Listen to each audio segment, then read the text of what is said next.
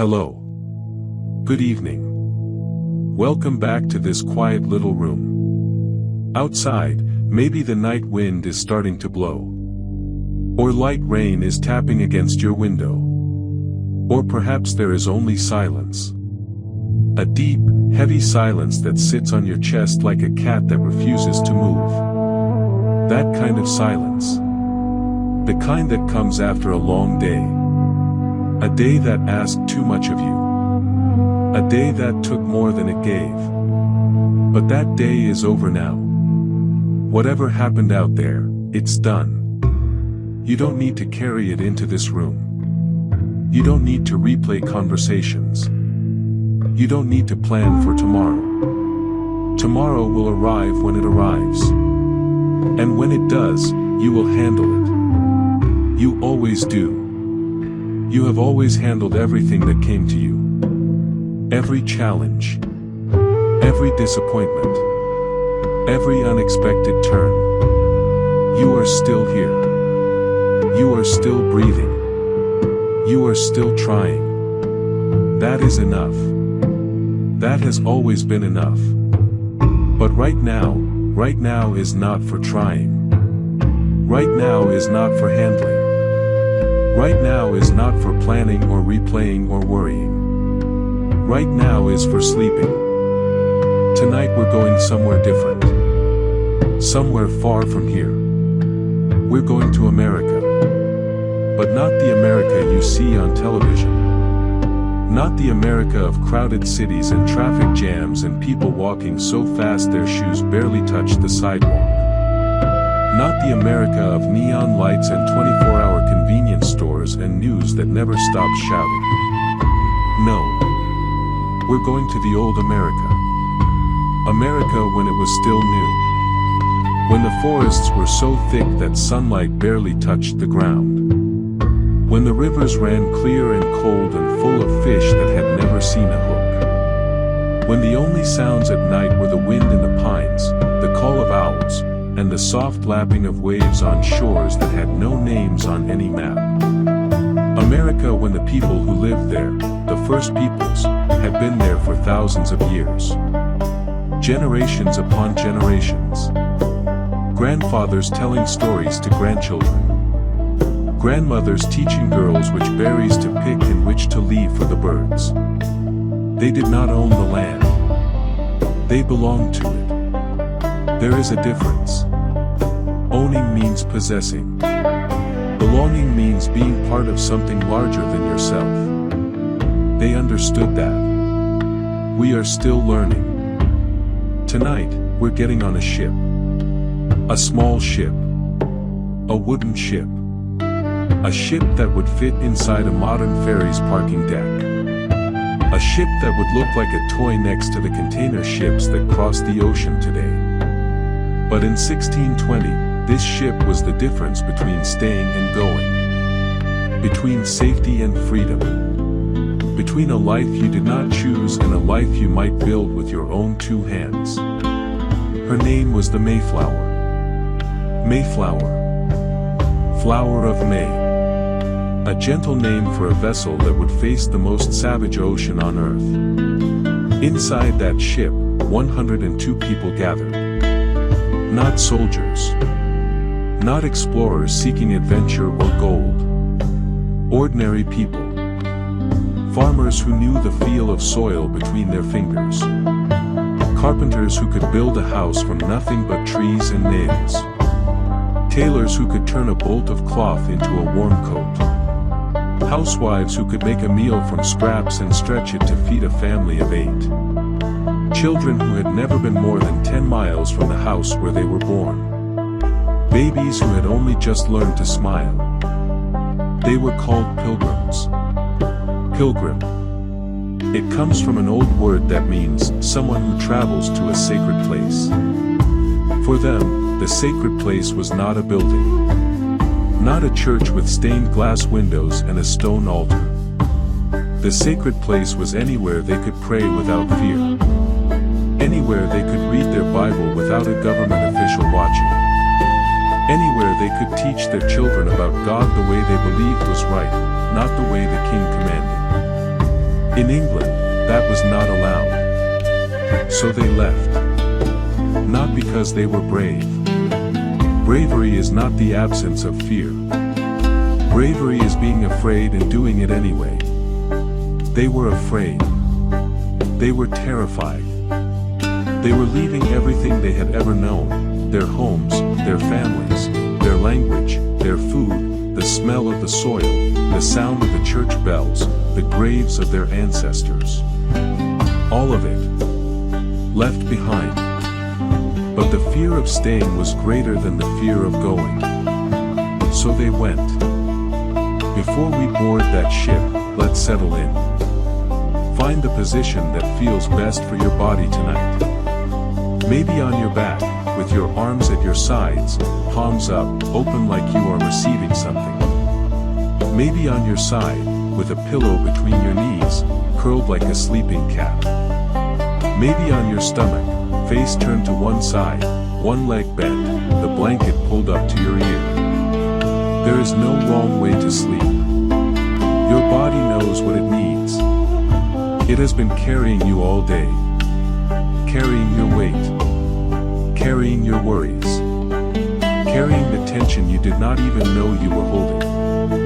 Now it is time to let your body rest. To let your body be carried for a while. By the bed. By the blanket. By the darkness.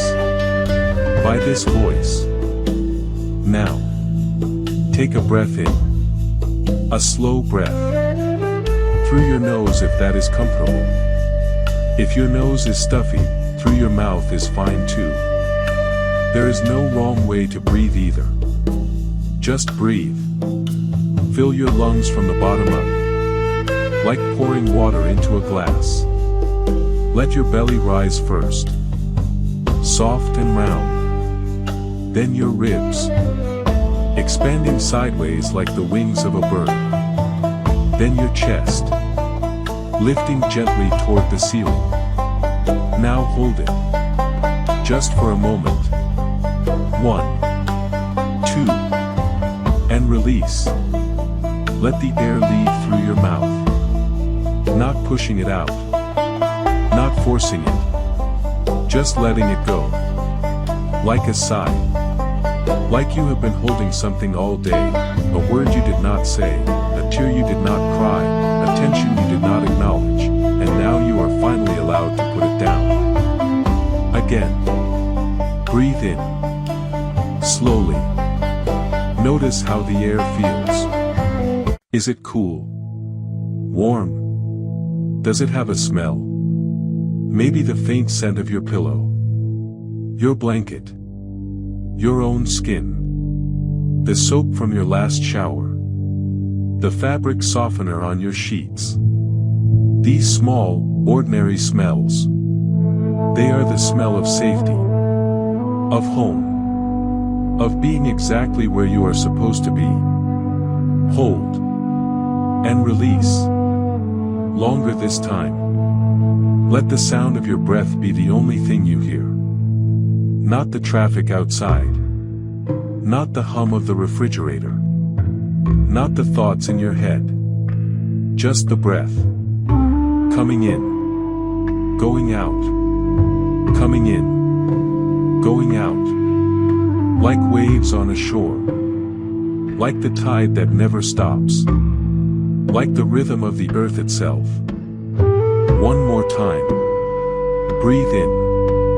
And as you breathe out, let your shoulders drop. The shoulders that have been holding up the weight of the day. Let them fall. Let your jaw unclench. The jaw that has been gritting through difficult conversations, through hard work, through the effort of being patient when you wanted to scream. Let it soften. Let your hands relax. The hands that have been gripping the steering wheel, the phone, the edge of the table, your own anxiety. Let them open. Your legs can sink into the mattress now. Your feet too.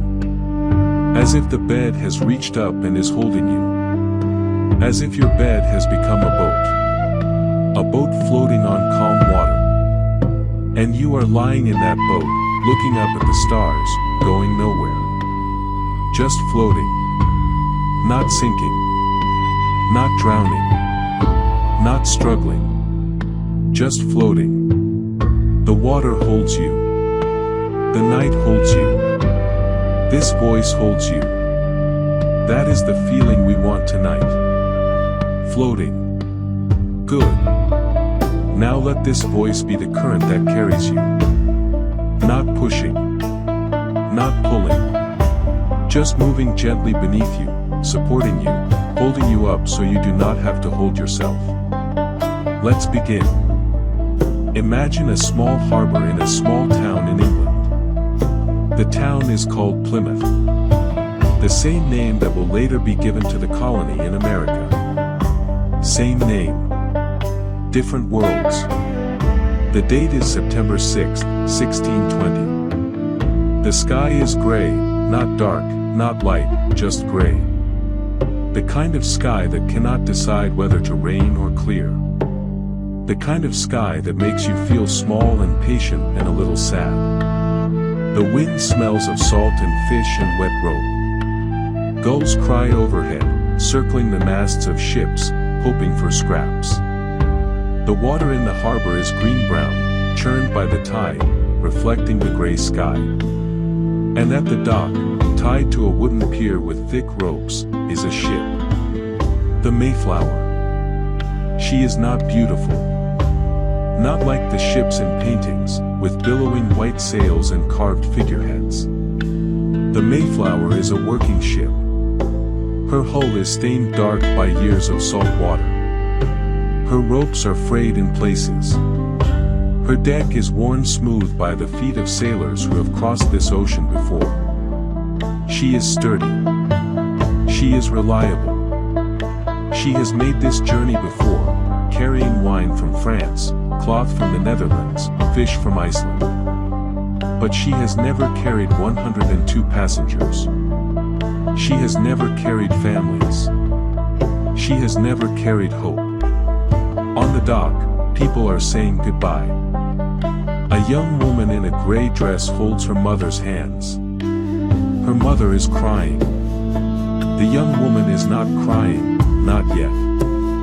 She is saving her tears for later, for when she is alone in the dark below deck, when no one can see her. Her mother says, "Write to me.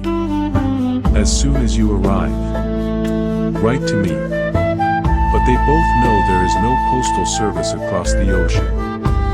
Letters take months. Years. Some never arrive. A father kneels in front of his son. The boy is 7 years old. He does not understand why he is leaving. He understands only that he will never see his grandmother again, and this knowledge sits in his chest like a stone. His father says, "Be brave. Be brave for your mother." The boy nods. He does not feel brave. He feels small and scared and confused. But he nods anyway. A pregnant woman holds her belly. The baby inside her kicks. She does not know that her baby will be born at sea, in the middle of a storm, and that she will name him Oceanus. She only knows that she is leaving the only home she has ever known, and that her husband is holding her hand, and that his hand is warm and steady, and that is enough for now. These are the pilgrims. 102 of them. Some are fleeing religious persecution. Some are just poor, hoping for land, for opportunity, for a life better than the one they have. Some are children who did not choose any of this. Some are babies who do not even know they are on a journey. They board the Mayflower. One by one. Up the narrow gangplank. Down the steep wooden stairs into the between decks, a space so low that adults cannot stand upright. A space that will be their home for the next 2 months. A space that smells of old wood, pitch, and the ghosts of previous voyages. The ship casts off. The ropes are untied. The sails catch the wind. And the Mayflower moves away from the dock. Away from England. Away from everything they have ever known. Toward the open sea. Toward the unknown. Toward America. Let's pause here for a moment. Take a breath. You are not on that ship. You are in your bed. Your bed is not rocking. The only thing moving is your breath, and it is moving slowly, gently, peacefully. Breathe in. Breathe out. Now imagine you are standing on that dock, watching the ship disappear. You are not going with them. You are staying. You are safe. But you can feel what they felt, the fear, the hope, the ache of leaving. Let yourself feel it for just a moment. Then let it go. They carried that feeling so you do not have to. That is what stories are for, to carry the heavy things for a while, so you can rest. Breathe in. Let the story carry the weight. Breathe out. And let's continue. The first 3 days are calm. The sky is clear. The wind is steady from the east. The Mayflower makes good time, not fast, but steady. 2 miles per hour. 3 miles per hour. Slow by modern standards, but in 1620, this is as fast as anyone goes anywhere. On deck, children play. They have never been on a ship before. Everything is new and strange and exciting. They chase each other around the mast. They lean over the railing to watch the wake spread behind the ship like a fan. They point at dolphins, look, look, and scream with joy when the dolphins leap out of the water.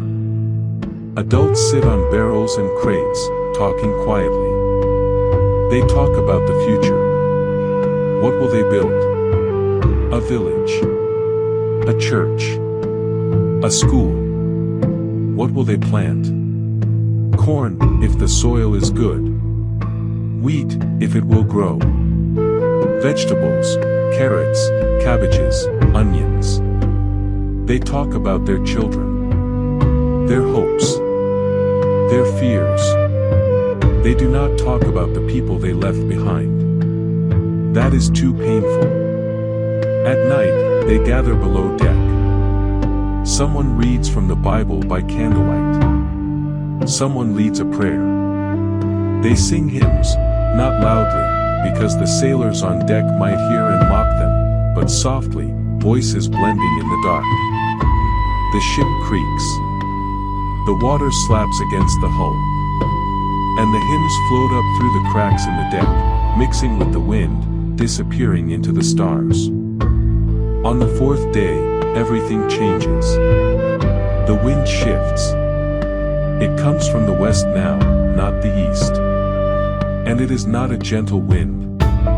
It is a howling, screaming, angry wind that makes the ropes hum like giant guitar strings. The sky turns black, not night black, but storm black, the color of bruises, the color of anger.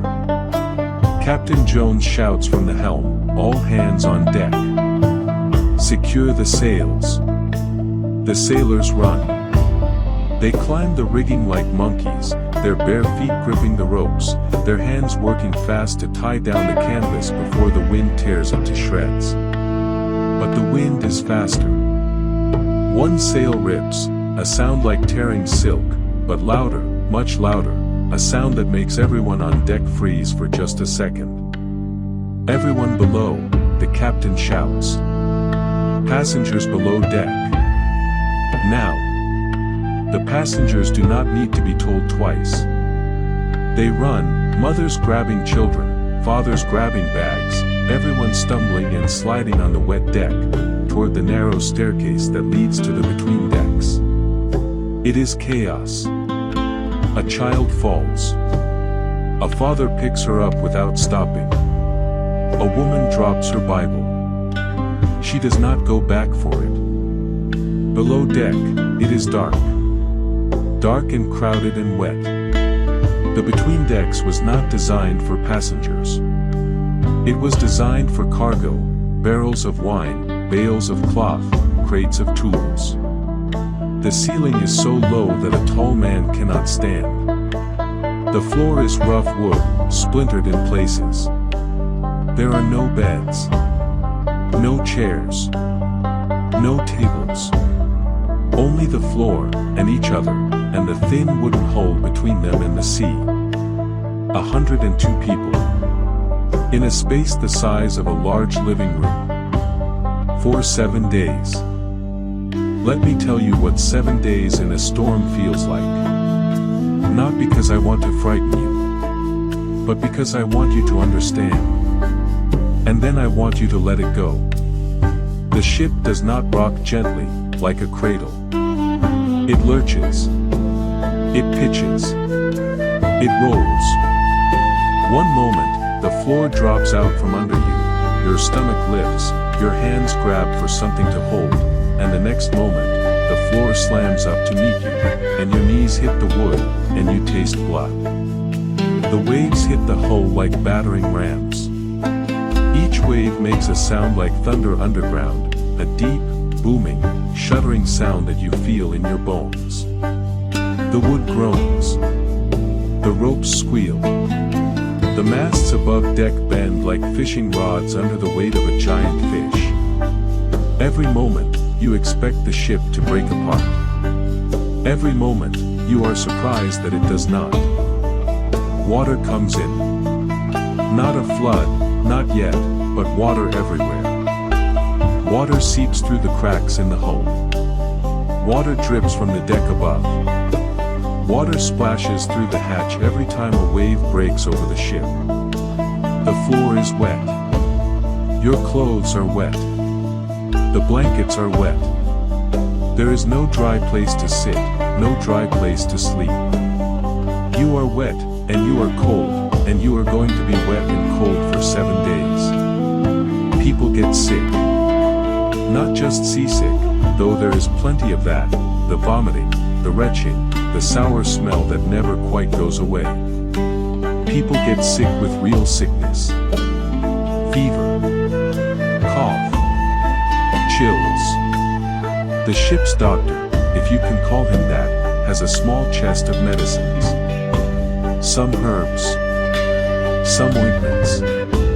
Some alcohol for cleaning wounds. But there is no cure for the cold and the wet and the fear. The body can only take so much. The children cry.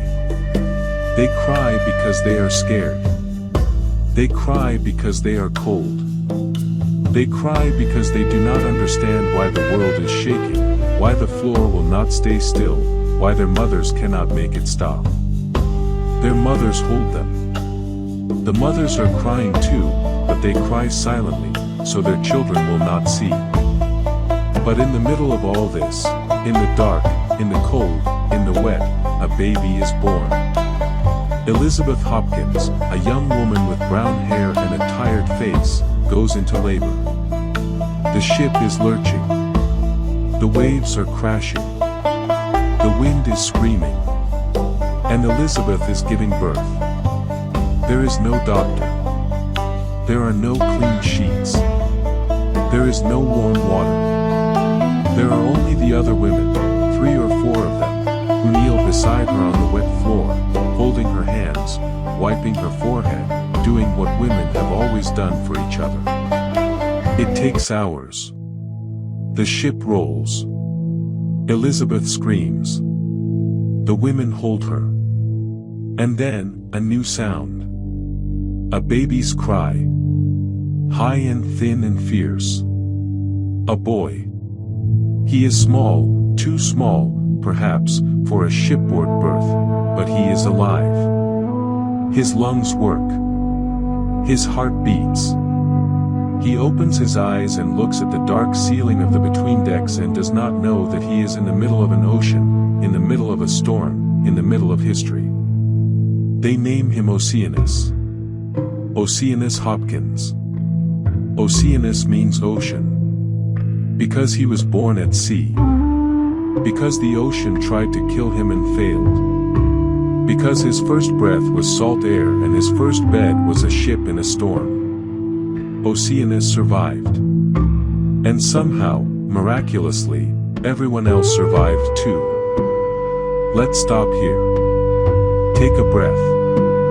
You are not in that storm. You are in your bed. Your bed is still. Your room is quiet. The only storm tonight is the one in this story, and that storm is over now. It ended 400 years ago. The people on that ship are long gone. Their fear is gone. Their cold is gone. Their hunger is gone. All that remains is the story. And the story is here to help you sleep. So breathe in. Breathe out. Let the storm pass through you and out of you. You are safe. The storm ends on the seventh day. The wind dies down. The waves shrink. The sky clears. The passengers stagger up to the deck, blinking in the sudden sunlight. They are pale. They are thin. They are exhausted. But they are alive. The ship has not sunk. They have not drowned. The storm has passed. They stand on the deck, leaning on each other, and they look at the horizon. Blue sky. Blue water. White clouds. It is almost beautiful. It is certainly a relief. The children run. They have been cooped up below deck for 7 days, and now they run, up and down the deck, around the mast, chasing each other, laughing. Their laughter is the most beautiful sound the adults have ever heard. One of the men, a man named William Bradford, leans against the railing and watches his son play. His son is small and pale and still a little sick, but he is running. He is laughing. He is alive. Bradford prays. Not out loud. In his head. A short prayer. Simple. Thank you. That is all. Thank you. The days pass. 59 more days of sailing. Day after day of blue water and gray sky. Day after day of the same food, hard bread, salted meat, dried fish. Day after day of the same smells, salt, wood, sweat, the faint sourness of sickness that never quite goes away. But there are small joys. A pod of whales surfaces near the ship, enormous creatures, bigger than anything they have ever seen, spouting water from their blowholes, diving beneath the waves with a flip of their tails. The children scream with delight. Even the adults smile. A bird lands on the railing, a small brown bird, exhausted, far from land. One of the sailors catches it gently and shows it to the children. This means land is near, he says. Birds don't fly this far from shore. The children touch its feathers. It is soft. It is alive. It is a sign. But the land does not come. Days pass. Weeks. The bird flies away. The whales disappear. The sky turns gray again. The air turns cold. They are lost. They were supposed to land in Virginia, where the English colony of Jamestown already exists. But the winds push them north. Far north. They do not know where they are. The captain does not know where they are. The maps are vague, inaccurate, full of guesses and wishful thinking. Somewhere out there is America. But where? On November 9, 1620, 66 days after leaving England, a sailor at the top of the mast shouts 3 words that will be remembered for 400 years. Land. Land ahead. Everyone rushes to the deck. They look north, south, east, west. And then, there, on the horizon, a thin line, dark against the pale sky. Land. America. Some of them weep. Some of them laugh. Some of them fall to their knees and pray. Some of them just stand there, staring, unable to believe that after 66 days, after storms and sickness and fear and hunger, after everything, they have arrived. The ship draws closer. The line on the horizon becomes a shore. Sandy beach. Dunes. And beyond the beach, forest. Thick forest. Pine and oak and birch. Forest that stretches as far as the eye can see. No houses. No roads. No smoke from chimneys. Just trees, and sand, and sky. This is not Virginia. This is Cape Cod, Massachusetts. Hundreds of miles north of where they intended to go. They are lost. But they are here. And here will have to be enough. Let's pause here for a moment. Take a breath. The journey is over. They have crossed the ocean. They have survived. You do not have to survive anything tonight. You only have to lie here, under your blanket, and listen. Breathe in. Breathe out. Let the relief of their arrival be your relief. The hard part is over. The crossing is done. Now they rest. Now you rest. But surviving the ocean is only the beginning. The real challenge is yet to come. Winter. The winter of 1620 to 1621 is one of the harshest winters in living memory. The cold arrives early, November, and does not leave until March. The sky is gray every day. The wind never stops. Snow falls and falls and falls, piling up against the sides of the half-built houses, blocking the doorways, burying the path to the shore. The pilgrims are not ready. They do not have warm clothes. They came from England, where winters are cold but not like this. They have wool coats and wool blankets, but wool is not enough when the temperature drops below freezing and the wind blows at 30 miles per hour. They huddle together in their unfinished houses, the walls not yet sealed, the roofs not yet shingled, and they shiver. They do not have enough food. The supplies they brought from England are running low. Hard bread. Salted meat. Dried peas. That is all. No fresh vegetables. No fruit. No milk. No eggs. The scurvy comes, bleeding gums, loose teeth, wounds that will not heal. The weakness comes, legs that cannot walk, arms that cannot lift, eyes that cannot focus. They do not know how to hunt. In England, hunting was for the rich, for nobles with horses and hounds. These are farmers, tailors, shoemakers. They know how to plant and sow and hammer. They do not know how to track a deer through the snow. They do not know how to set a trap for a rabbit. They do not know which berries are safe to eat and which will make them sick.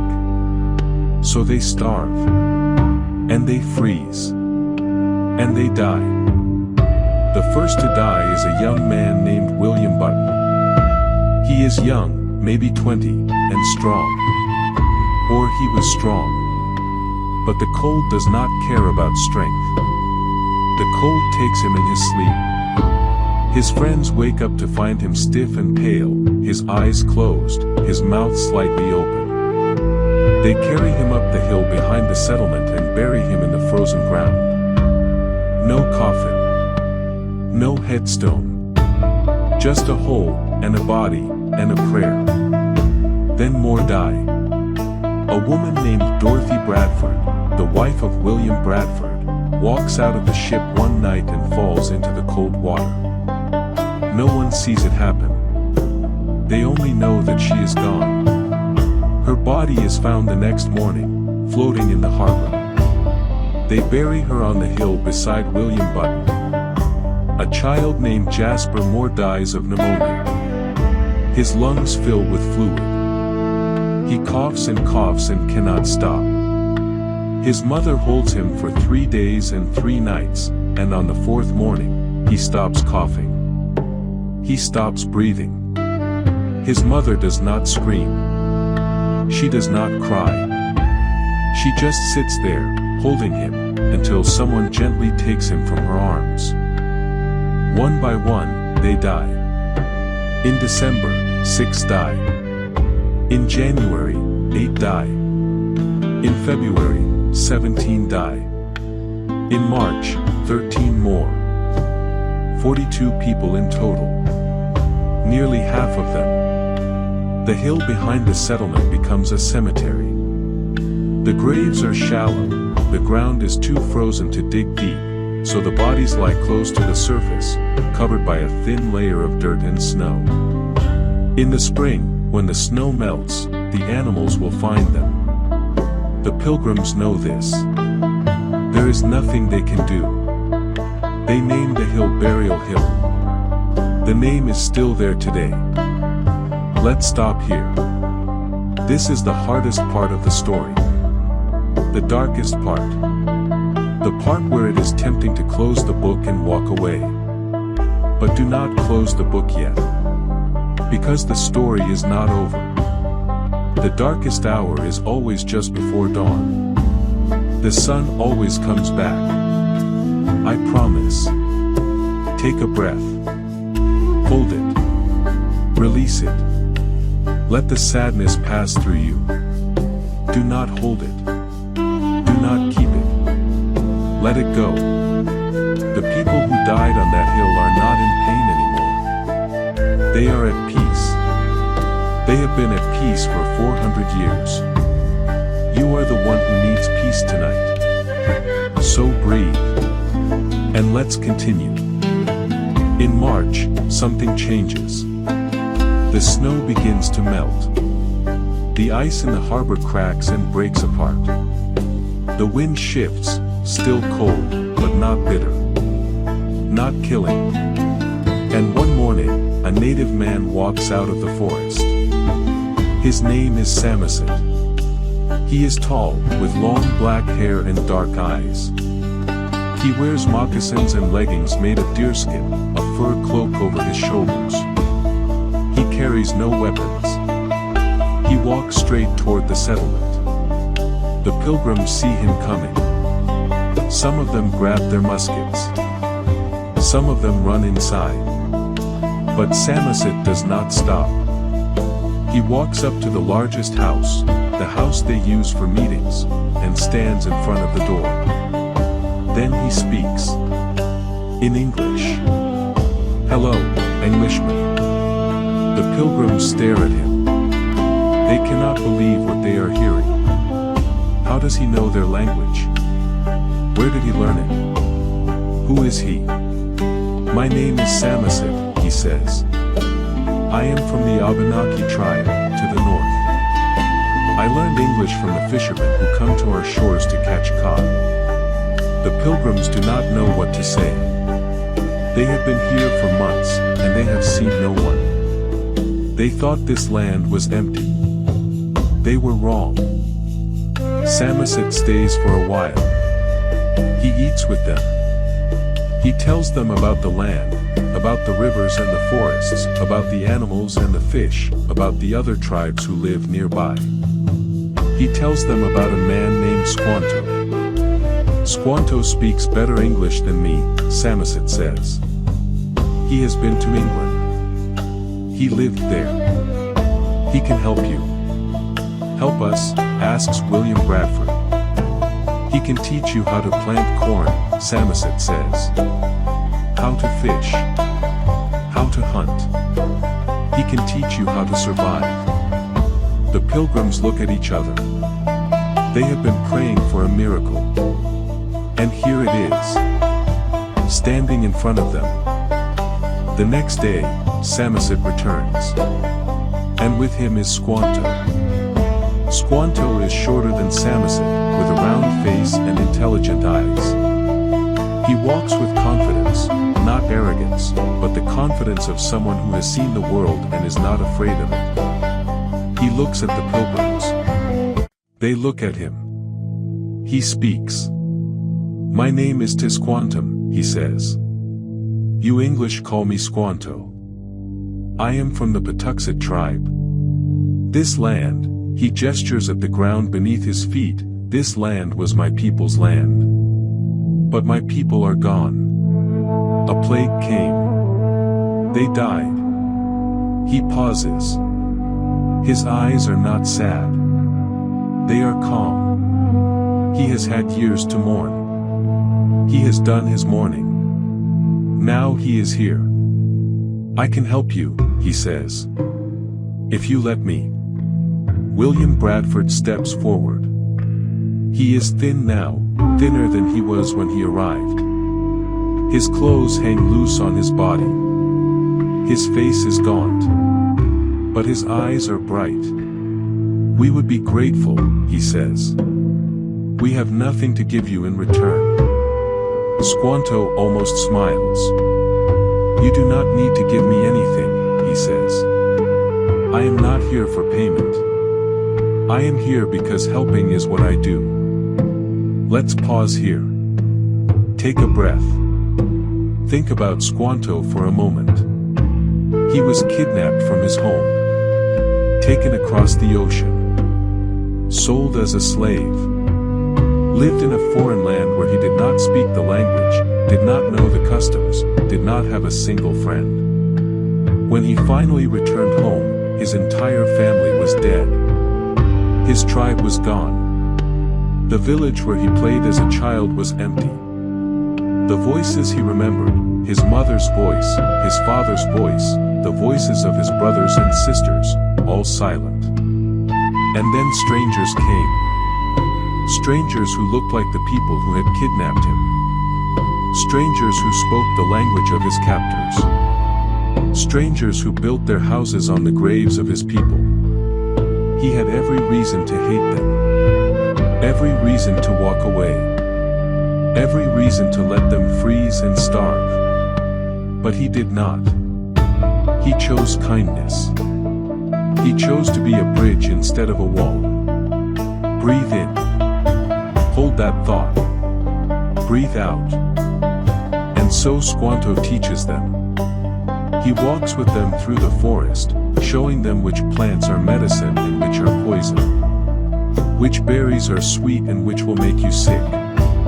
Which roots can be eaten raw and which must be cooked. He shows them how to plant corn. Not the way the English plant wheat, in straight rows, each seed alone, each plant separate.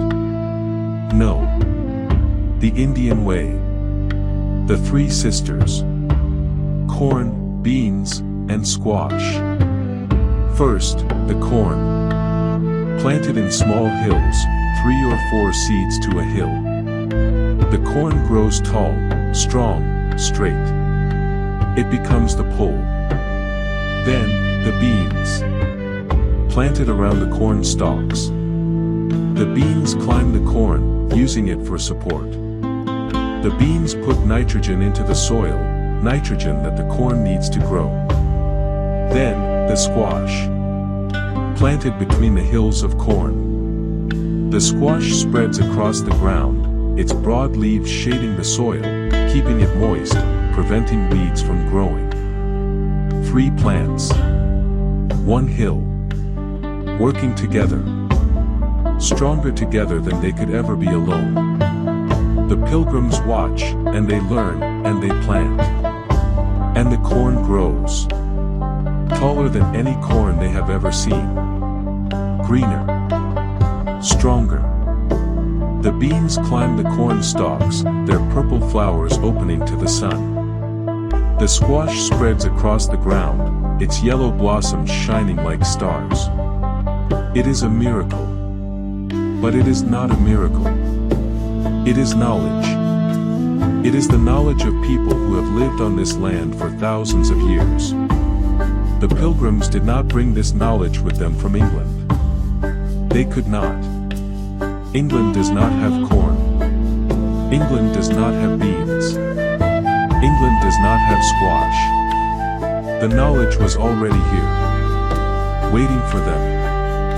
Squanto also teaches them how to fish. He takes them to the stream at the edge of the forest, where the water runs clear and cold. "Watch," he says. He wades into the water, the cold water, cold enough to make your feet ache, and stands still. His hands are in the water. He is not holding a net. He is not holding a spear. He is just standing there, waiting. A fish swims past. Squanto's hand moves, faster than the eye can follow, and the fish is in his hand. He holds it up. It is a herring. Silver in the sunlight. "How did you do that?" asks one of the pilgrims. Squanto shrugs. "I have been fishing since I was younger than your children. You will learn. It takes practice." He shows them how to build a weir, a fence of sticks across the stream, with an opening in the middle. The fish swim through the opening and cannot find their way out. In the morning, the weir is full of fish. Enough to feed the whole settlement for a week. And he teaches them how to hunt. He shows them how to track a deer, how to read the signs on the ground, the bent grass, the broken twigs, the droppings. He shows them how to move quietly through the forest. One step, pause, listen. Another step, pause, listen. The forest is not silent. It is full of sounds, birds, insects, wind in the leaves. You must learn which sounds belong and which do not. A sound that does not belong might be a deer, or a bear, or an enemy. The pilgrims learn slowly. Some of them are clumsy. Some of them are afraid. But Squanto is patient. He does not laugh when they fail. He does not get frustrated when they do not understand.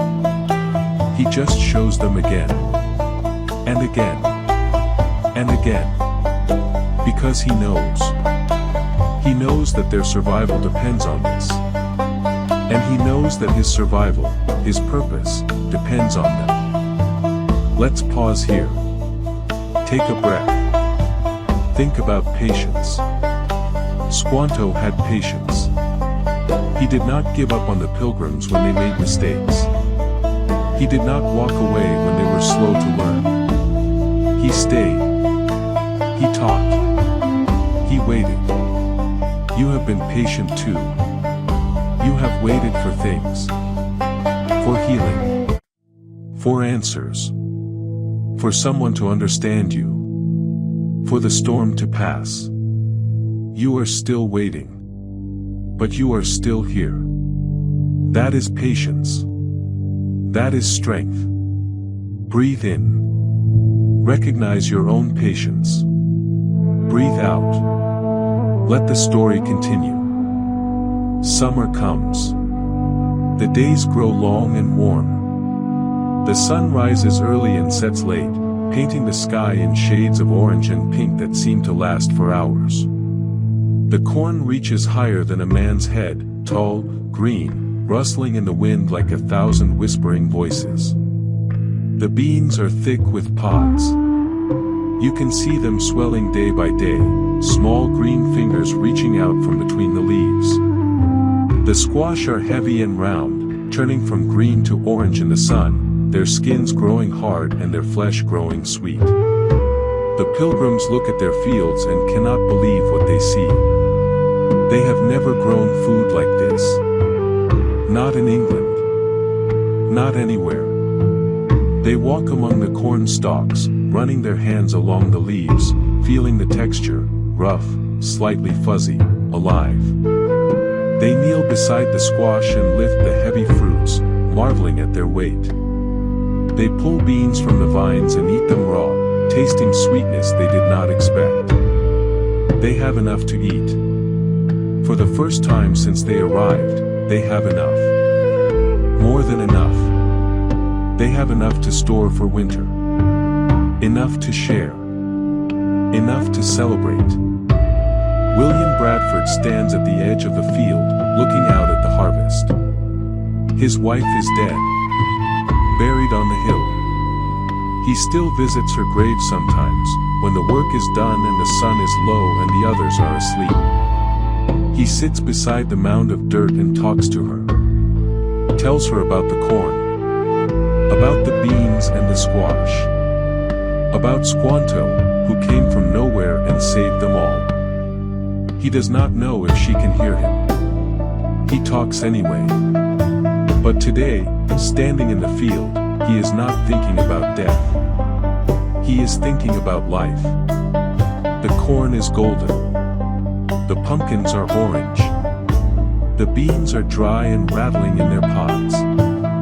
The air is cool and crisp, autumn air, the kind that makes you want to walk a little slower, breathe a little deeper, stay outside a little longer. Bradford turns to the others. Let us give thanks, he says. To God. To this land. To Squanto. The others nod. Some of them smile, the first real smiles in months. Should we invite the Wampanoag? Someone asks. Bradford thinks for a moment. He remembers Massasoit, the chief who let them stay. He remembers the day Squanto first walked out of the forest. He remembers all the help they have received, all the kindness they did not deserve. He nods. Yes. Invite them all. The Wampanoag come. 90 of them. Men, women, and children. They walk out of the forest in a long line, carrying baskets and blankets, carrying food, carrying their own traditions and their own songs. They are led by Massasoit, the chief. Massasoit is a tall man with a calm face and powerful shoulders. He does not smile often, but his eyes are kind. He has seen many winters. He has buried many friends. He has made many difficult decisions, including the decision to let these strange white people stay on his land. He walks up to William Bradford and extends his hand. Bradford takes it. They do not speak. They do not need to. The feast begins. They set up long tables made of planks laid across barrels. The tables are not fancy. The wood is rough, splintered in places, stained by weather and use. But they are sturdy. They will hold the food. And there is so much food. The Wampanoag bring 5 deer, roasted over open fires, the meat tender and smoky, seasoned with herbs gathered from the forest. They bring wild turkeys, their feathers still attached, their skin crispy and golden. They bring fish from the river, bass and herring and perch, cooked on flat stones over hot coals. The pilgrims bring cornbread made from the corn they grew, not sweet like modern cornbread, but hearty and dense, the kind of bread that sticks to your ribs. They bring squash, boiled and mashed with a little animal fat. They bring beans, cooked slowly in a pot over the fire until they are soft and creamy. There are berries too, dried blueberries, cranberries, raspberries, saved from the summer harvest. There are nuts, acorns and walnuts and chestnuts, gathered from the forest floor. And there is more. More than anyone can eat. More than anyone has seen since they left England. They sit down to eat. Not in silence, no, not in silence. The feast is noisy. Children shout and laugh and chase each other between the tables. Adults talk over each other, their voices rising and falling like the waves of the sea. They eat until they are full. Then they eat a little more.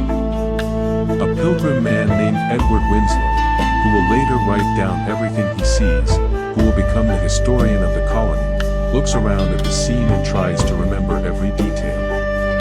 The way the sunlight falls across the tables. The way the children's faces glow with joy. The way the Wampanoag women laugh at something one of the pilgrim women said, even though they do not speak the same language. He will write it all down later. But for now, he just watches. He just eats. He just gives thanks. After the meal, they play. The children run races, Pilgrim children and Wampanoag children together, not speaking the same language but laughing the same laugh. They chase each other through the fields of corn, their small bodies disappearing between the tall stalks, their voices echoing off the trees. The adults play too. Some of the Wampanoag men show off their shooting skills with bows and arrows. They set up targets, bundles of dried grass, and take turns hitting them from 50 paces. The pilgrims watch and clap and shake their heads in disbelief. Then the pilgrims show off their muskets. The guns are loud, much louder than the bows, and they leave clouds of smoke that drift across the field. The Wampanoag children cover their ears and then laugh at themselves for being scared. There is no competition. No one is keeping score. It is just playing, the kind of playing that happens when people stop being afraid of each other and start being curious. Let's pause here. Take a breath. Imagine that feast. The smell of roasted deer and cornbread. The sound of children laughing. The feel of the autumn sun on your face, not too hot, not too cold, just right. You are there. Not as a pilgrim. Not as a Wampanoag. Just as a guest. Someone who showed up and was welcomed. Someone who was given food and drink and a place at the table. That is what Thanksgiving is supposed to be. A welcome. A gift. A moment of peace between people who are different. Breathe in. Hold that feeling. Breathe out. Let the story continue. The feast lasts 3 days. 3 days of eating and playing and talking and resting. On the first day, they eat the deer and the turkey and the fish. On the second day, they eat the leftovers, plus more cornbread and more squash and more beans. On the third day, they eat whatever is left, a little of this, a little of that, and they are still full, still happy, still grateful. On the third day, something changes. Not the food. Not the weather. Something else. The children are playing a game, some kind of chasing game that does not need rules, and a pilgrim boy trips and falls. He scrapes his knee on a rock.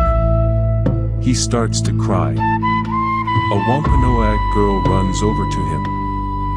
She does not speak English. He does not speak her language. But she kneels beside him and looks at his knee and then looks at his face, and then she does something unexpected. She picks a leaf from a nearby plant, a plant with broad green leaves and a spicy smell, and she presses it against his wound. The boy stops crying. He looks at the leaf. He looks at the girl. He does not understand what just happened, but he knows that she helped him. He knows that she was kind. He smiles. She smiles back. No words. Just smiles. And somehow, that is enough. On the third day, Massasoit stands up to leave. His people gather their things, the leftover food, the blankets they had brought, the children who had fallen asleep in the sun. They move slowly, not wanting the feast to end, but knowing that it must. Massasoit walks over to William Bradford. He looks at the Englishman, thin, tired, still grieving his wife, and he sees something he recognizes. A survivor. Someone who has lost and kept going anyway. The peace between us will last as long as the sun rises and the river flows, Massasoit says. Bradford nods. We will remember this, he says. We will tell our children. And their children. And their children's children. Massasoit does not answer. He simply turns and walks back toward the forest. His people follow. One by one, they disappear between the trees. Their voices fade. Their footsteps soften. And then they are gone. The pilgrims watch them go. They stand in silence for a long time. Squanto stays. He always stays.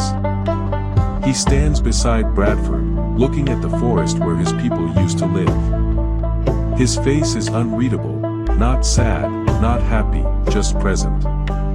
Bradford turns to him. "Thank you," he says. "You do not need to thank me," Squanto says. "I did what anyone would do." "But not everyone would," Bradford says. Squanto is quiet for a moment. "No," he says finally. "Not everyone would. But I did. And that is enough." He walks back to the village. Back to the houses they built together. Back to the cornfields and the fish weirs and the children who call his name when they see him coming. He does not look back at the forest. He has already done his mourning. He has already made his peace. Now he lives. That is what survivors do. They live. Let's pause here. Take a breath. Think about Squanto. He lost everything. His family. His tribe. His home. His language. No, not his language. He still spoke his language, but he had to learn another one just to survive. He was taken from everything he knew and thrown into a world that did not want him. And yet, he did not become bitter. He did not become cruel. He became kind. That is not weakness. That is the strongest thing a person can do. To suffer and still be gentle. To lose and still give. To be betrayed and still trust. That is Squanto. That is the lesson he left behind. Now, close your eyes for a moment. If they are not already closed, close them now. Think about someone in your life who has been kind to you when they did not have to be. A teacher who stayed after class to help you understand. A friend who listened when you needed to talk. A stranger who held the door or smiled at you on a day when you needed a smile. That person was your Squanto. They helped you when they did not have to. They gave you something you could not repay. And now, think about someone you have helped. Someone you were kind to when you did not have to be. A small kindness. A word of encouragement. A moment of patience when patience was hard. You were their Squanto.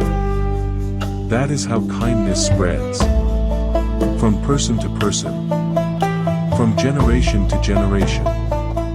From Squanto to the pilgrims to you. The feast is over. But the kindness continues. Let's continue the story. Not much longer now. After the feast, the pilgrims prepare for winter. They store the corn in underground pits lined with dry grass. They hang the squash from the rafters of their houses, where the cold air will keep them fresh.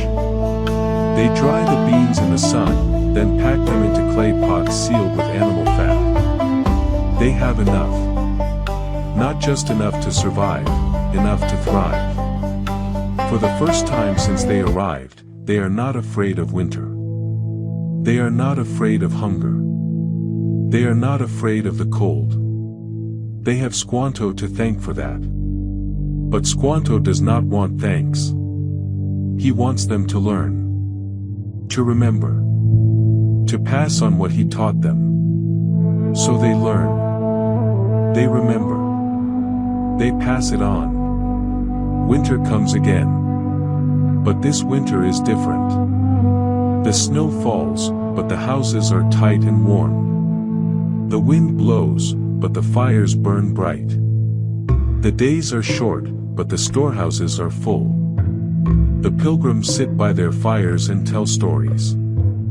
They tell stories about the voyage, about the storm and the baby born at sea, about the waves that tried to swallow them and the wind that tried to push them back. They tell stories about the first winter, about the cold and the hunger and the friends they buried on the hill. They do not tell these stories to be sad. They tell them to remember, to honor, to remind themselves how far they have come. And they tell stories about Squanto, about the day he walked out of the forest, about the fish and the corn and the three sisters, about the feast and the deer and the children playing together. They tell these stories to their children, and their children will tell them to their children, and so on, for 400 years. Let's pause one more time. Take a breath. You are almost asleep now. I can feel it in the way you are breathing, slower, deeper, softer. The way your body is sinking into the mattress, the way your eyelids are heavy, the way your thoughts are drifting. That is good. That is what we want. Let the story carry you. Let the kindness of Squanto wrap around you like a blanket. Let the memory of the feast fill you with warmth. You are safe. You are loved. You are not alone. The years pass. Squanto grows older. He helps the pilgrims for as long as he can. He teaches them. He guides them. He watches them grow from desperate strangers into a community that can stand on its own. He does not live to see the colony thrive. He dies in 1622, just 2 years after the Mayflower arrived. He dies of a fever, the same kind of fever that killed his tribe, the same kind of sickness that came from the strangers he chose to help. It is not fair. It is not fair that he survived so much only to die so soon. It is not fair that he gave so much and received so little in return. But Squanto did not help the pilgrims because he expected fairness. He helped them because helping was who he was. Kindness was not a transaction. It was his nature. He died among the people he saved. They buried him on a hill, not Burial Hill, but another hill, somewhere on the edge of the settlement. They did not mark his grave with a stone. They did not carve his name into a monument. But they remembered him. And they told his story. And now, 400 years later, you are hearing it. That is his monument. This story. You. Listening. Now. We are almost at the end of tonight's story. But before we truly dock at the shore of sleep, I want to ask you something. Not a heavy question. Not a question that needs an answer. Just a small question you can carry into your dreams. Who in your life has been your Squanto? Who came when you had nothing and helped without expecting anything in return? Who showed you how to plant corn, in whatever form that took? Who taught you to fish when you were hungry, to hunt when you were lost, to survive when you were sure you would not? Maybe it was a parent, a teacher, a friend you have not spoken to in years but still think about sometimes, late at night, when you cannot sleep. Maybe it was a stranger, someone you met once, for 5 minutes, and never saw again. But those 5 minutes changed everything. Maybe it was someone who did not even know they were helping you. Someone who was just living their life, being kind in small ways, and you were watching, and you learned. That person is your Squanto.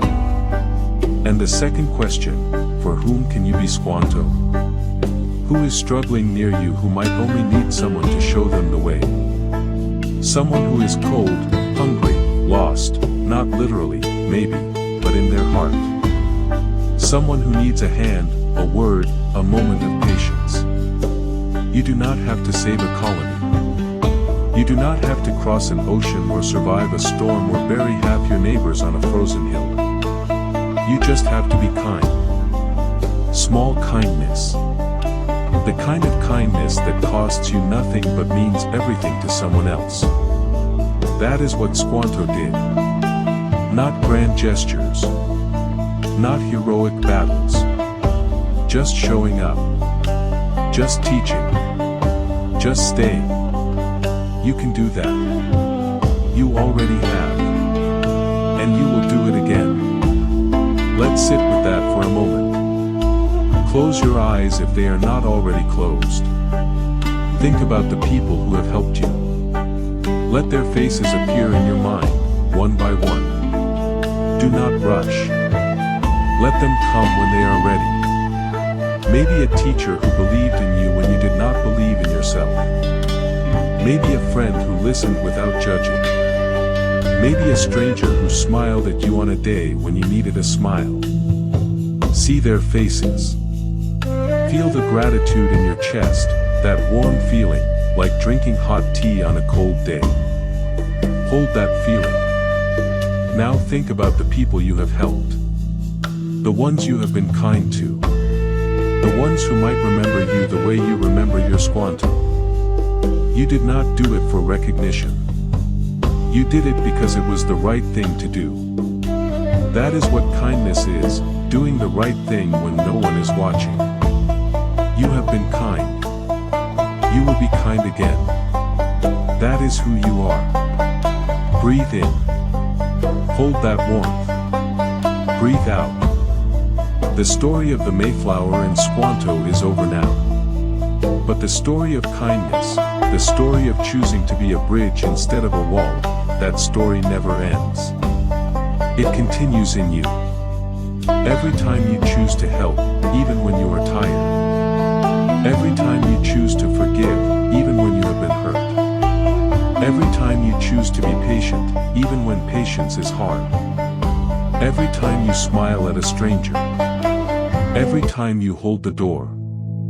Every time you say, thank you, or I'm sorry, or I see you. That is Squanto's legacy. Not a monument. Not a statue. Not a day on the calendar. A way of being. And you are part of it. You always have been. Let's bring the story all the way home now. Let's leave the pilgrims on their shore, safe and warm and full of thanks. Let's leave Squanto on his hill, at peace, his work done, his kindness echoing through the centuries. Let's leave the cornfields and the forests and the rivers where the fish still swim. And let's come back to this room. This quiet little room. Where you are lying in your bed, under your blanket, with your head on your pillow. Where the only sound is your breath, and my voice, and the soft silence between words. Where the only task is to rest. Where the only destination is sleep. Take a final breath. In. Slowly. Feel the air fill your lungs, cool, clean, alive. Hold it for just a moment. 1, 2, and release. Let the air leave your body like a wave leaving the shore. Not pushed. Not forced. Just released. Feel your shoulders drop even more. They can always drop more. There is always more tension to release. Let it go. Feel your jaw soften. Your tongue resting at the bottom of your mouth. Your lips slightly parted. No need to hold anything closed. Feel your hands. So soft now. So heavy. So peaceful. They have held so much today. Phones, steering wheels, coffee cups, worries. Now they hold nothing. Now they are free. Feel your legs sinking deeper into the mattress. Your feet pointed outward, relaxed, no longer carrying your weight. The bed is carrying you. Let it. You are safe. Say that to yourself. Not out loud, just in your mind. I am safe. You are loved. I am loved. You are not alone. I am not alone. These are not just words. They are true. They have always been true. You just forget sometimes. We all forget. That is why we need stories, to remind us. Tonight, this story reminded you. You are not alone. Squanto was alone when he came back to his empty village. But he found people to help. And in helping, he found connection. He found purpose. He found a reason to keep living. You are not alone either. Even if it feels that way sometimes. Even at 3 a.m. when the world is dark and quiet and your thoughts are loud.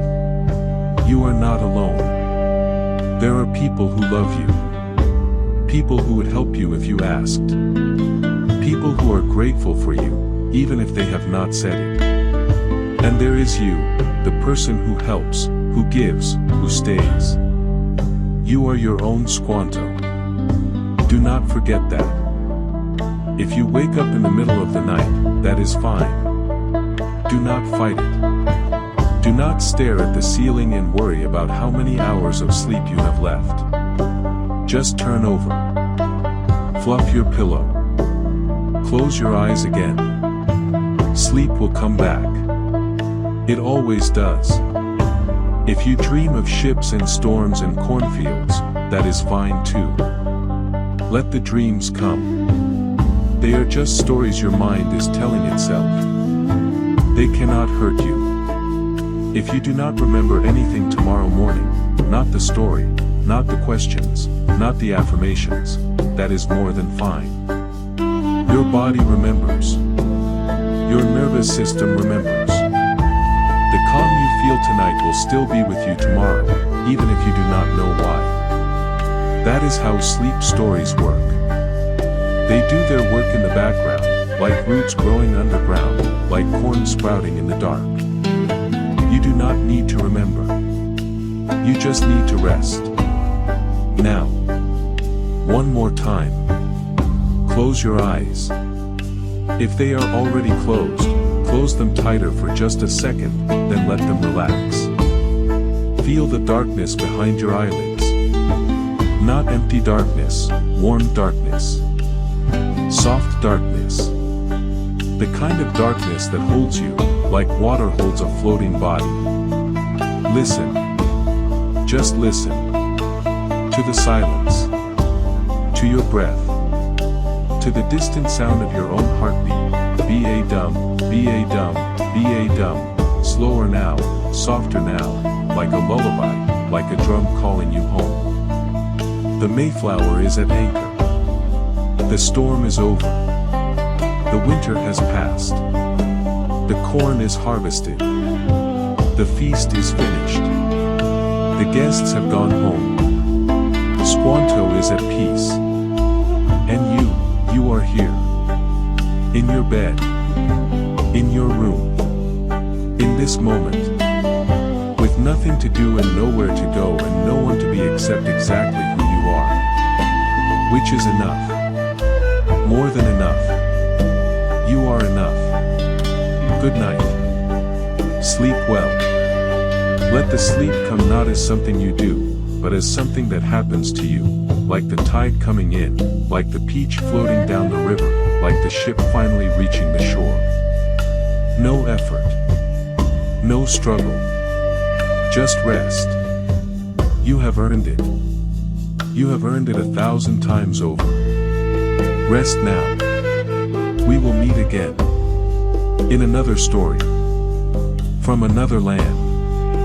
Another night. Maybe we will go to Japan again, to visit Momotaro and his parents and the dog and the monkey and the bird.